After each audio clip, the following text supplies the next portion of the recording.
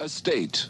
I'm Adrienne Clarkson. Tonight we report on a secret CIA research project carried out in Montreal in which mental patients felt they were used as the CIA's guinea pigs. They kept you asleep for 23 days, and while I was asleep they were shocking the heck out of me with electric shocks. The CIA was interested in Dr. Cameron's work on psychic driving because it could give them an idea of where the personality could break or be stressed. Those of us who were involved with trying to find out something about brainwashing, yes, this is the reason that we were interested in Dr. Cameron's work.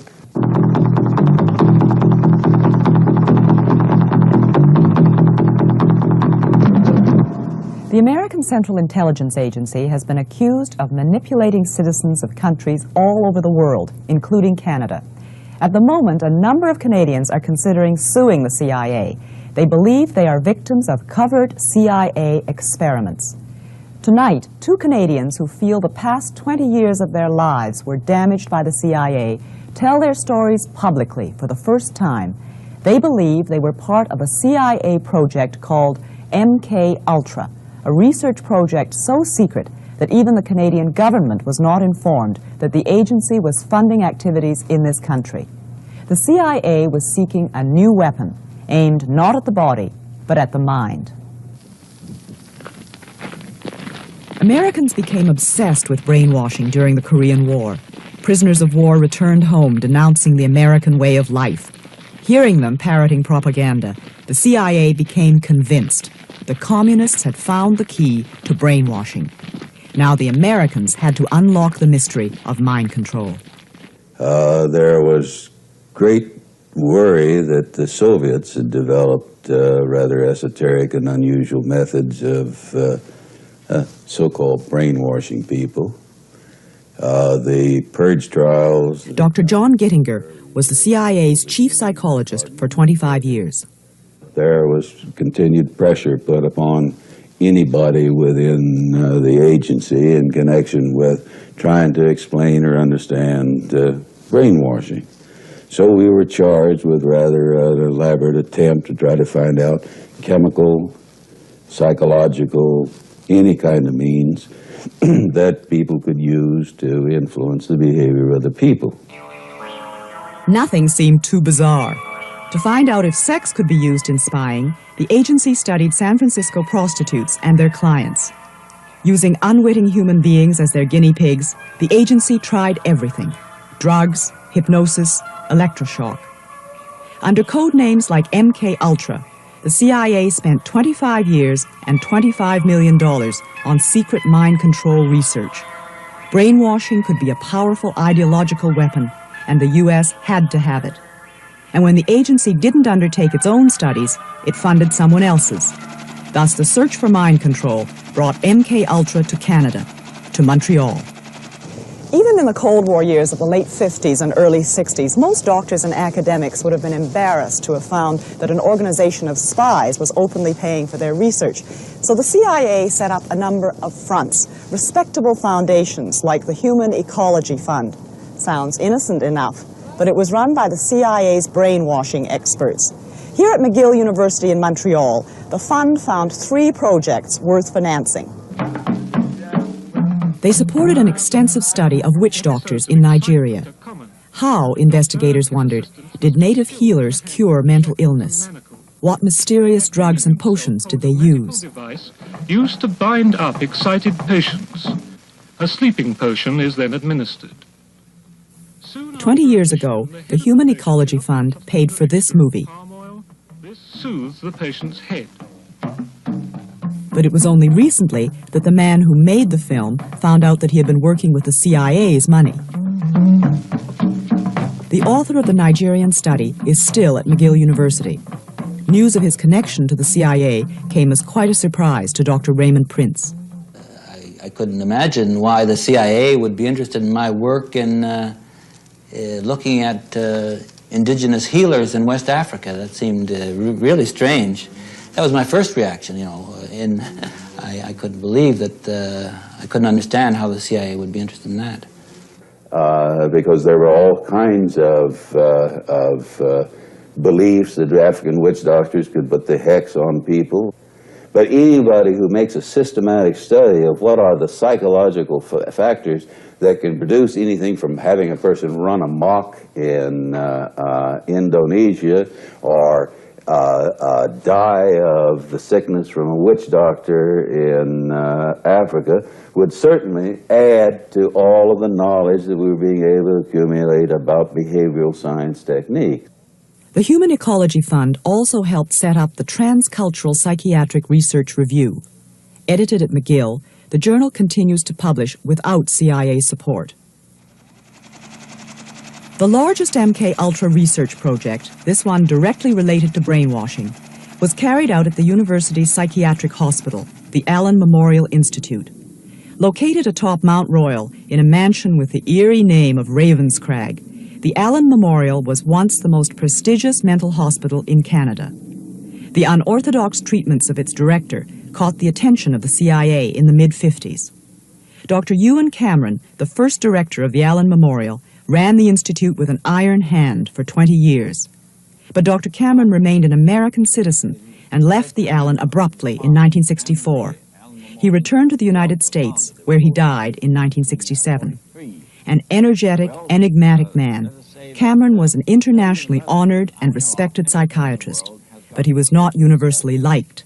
Former colleague Dr. Elliot Emanuel. He was an authoritarian, ruthless, power-hungry, nervous, tense, angry man.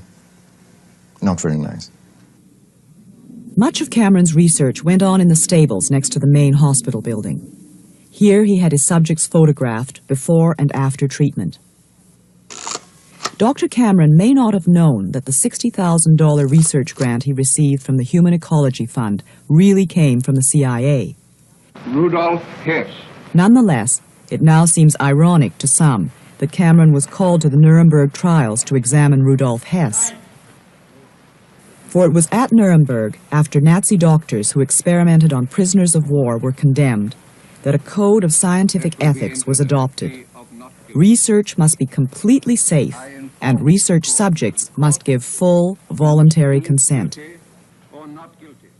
Documents recently released by the CIA reveal what research Cameron proposed.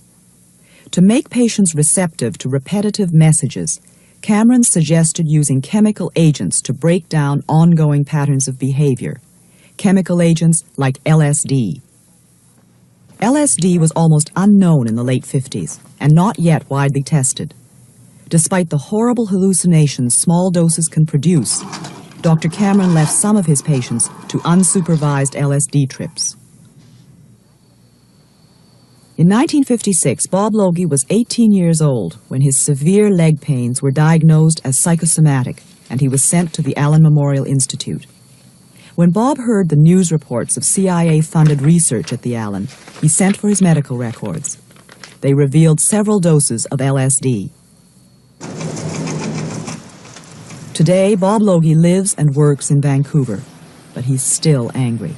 I feel like I've been completely used. I feel like my mind has been completely invaded. I suppose if guinea pigs have feelings, they'd feel like I do.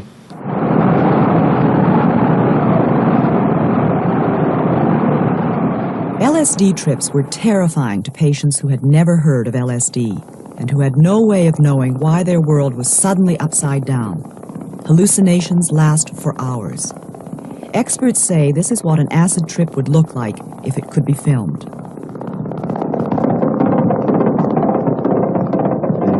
The LSD was really horrifying, very horrifying, and they gave it to me for about 12 or 15 times.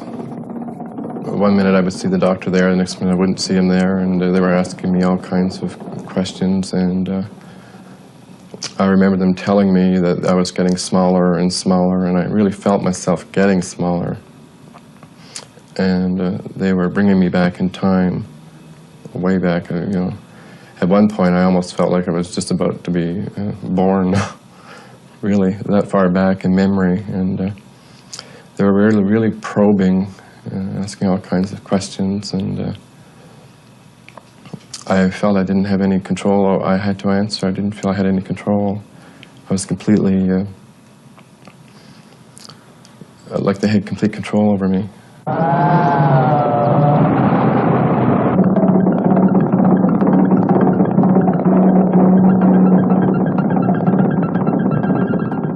Bob's leg pains were eventually treated with cortisone, but the effects of the LSD stayed with him, and soon he was back in the hospital. I just felt I couldn't cope. I couldn't adjust after the LSD, and I was having a hard time. I couldn't hold down a job for very long. I was going from one place to another, and the anxiety really built up. I just couldn't cope, and I went back. The interest in this sort of chemical, this kind of magic, this shortcut weapon, prompted the CIA's interest in hallucinogens, particularly LSD? Yeah, very definitely, because the first pressure was being based on the idea that there was some kind of truth serum or truth drug or something on that.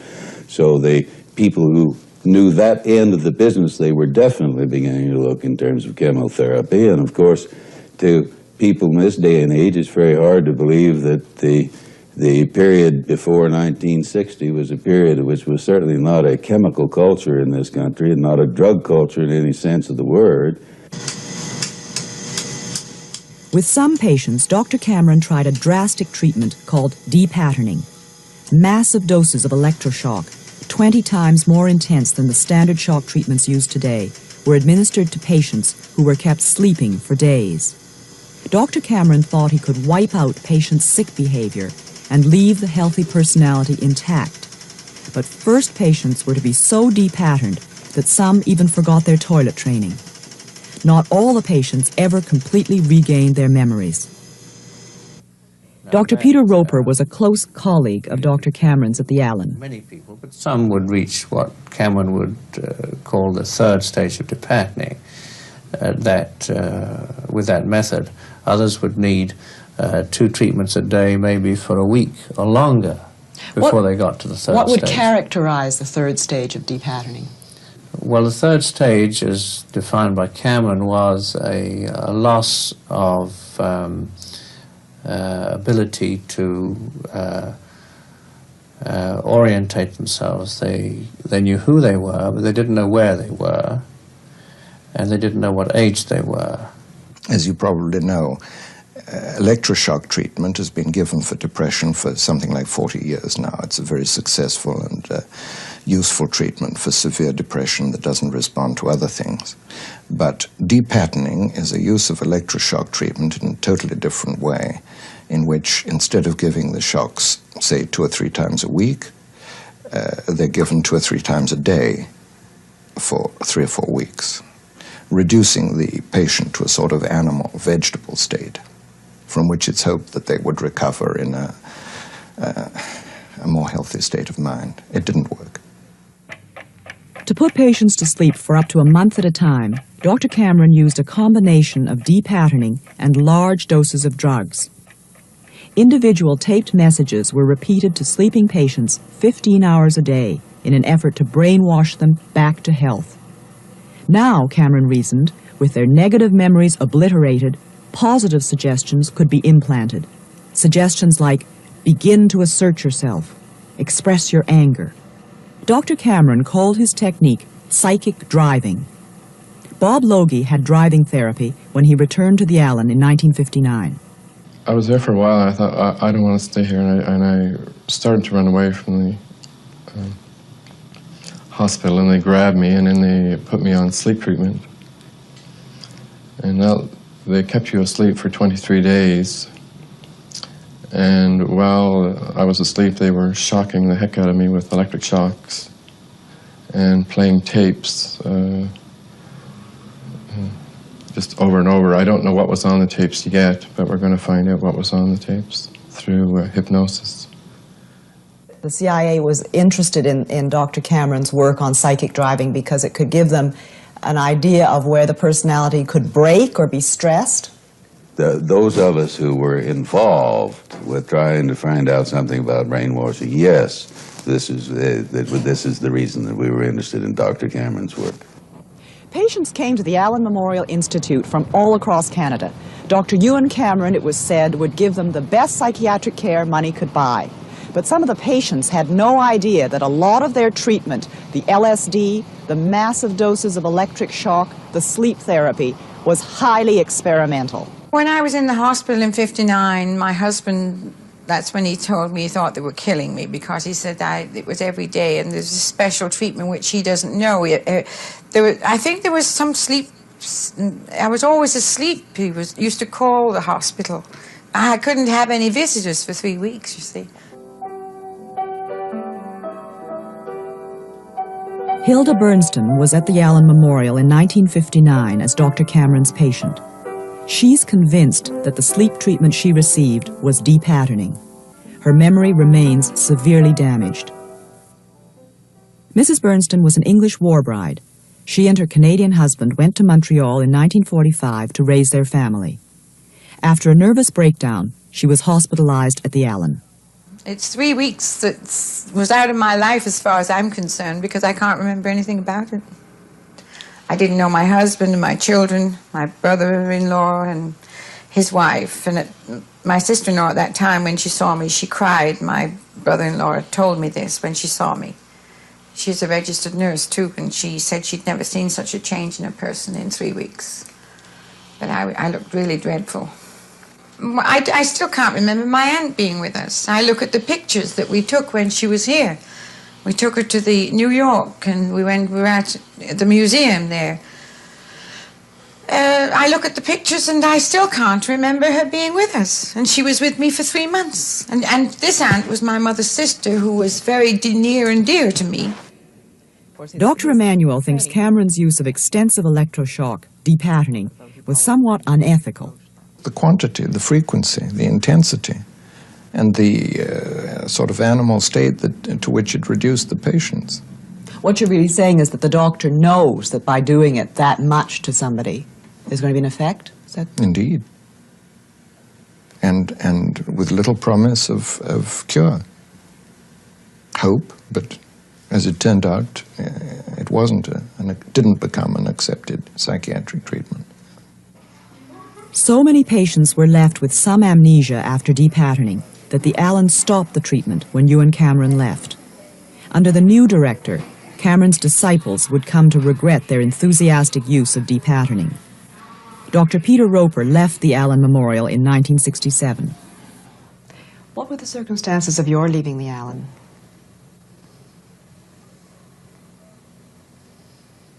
Somewhat questionable. In what way? The annual reappointment was not renewed in '67. Did Dr. Cameron have anything to do with this, or was it after he left? Oh, that was after he left. He left in '64. Did you have any disagreement about treatments given there? I didn't disagree with anybody. I think there was the depatterning treatment was stopped, I think, in '65. So anybody that continued to do it after Cameron left didn't do it after 1965. So you didn't do it after '65? Oh, no.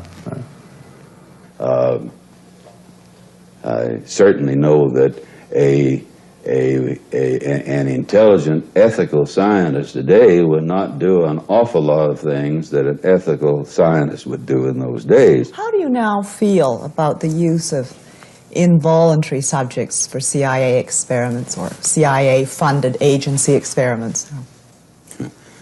I certainly think that it would be ridiculous in this day and age.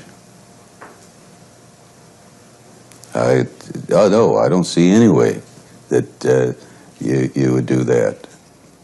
There was no informed consent. I would guess that, as I've just said, informed consent, as we now know it, was not a part of research at that time, and especially as regards the use of LSD, perhaps, or the depatterning, I doubt if those patients really knew what they were being led into. Informed consent doesn't mean much to people who are mentally ill. Not many people are so mentally disturbed that they can't understand that they're being given an experimental drug or they're being given electroshock 3 times a day. People can understand that. It can be explained in simple words.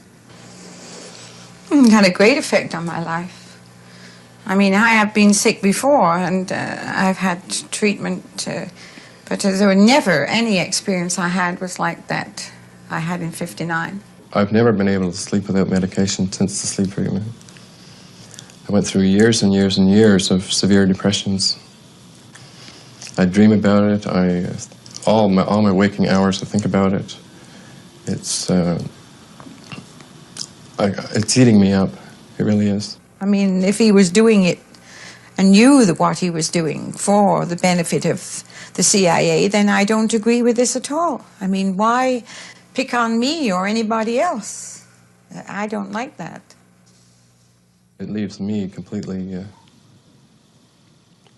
stunned. I don't know if I'll ever recover from it.